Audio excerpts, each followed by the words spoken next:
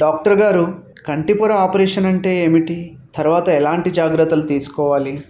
Basically కన్ను centre దాకా వచ్చేసి చూపుకి ఇంపార్టెంట్ అయిన సెంటర్ పొజిషన్లోకి అది పెరిగిపోయింది అనుకోండి, మనం ఆ తర్వాత అది పొర తీసినా సరే మచ్చ ఉండిపోతుంది. ఓకే, ఇప్పుడు దాన్ని టెరిజం అంటాం. టెరిజం అనే దాన్ని ఆ పొర తీసేసి మంచిగా ఉన్న చోటు నుంచి ఆ టిష్యూ తీసుకుని గ్రాఫ్ట్ చేస్తాం అనమాట. గ్రాఫ్ట్ ఎందుకు చేస్తాము?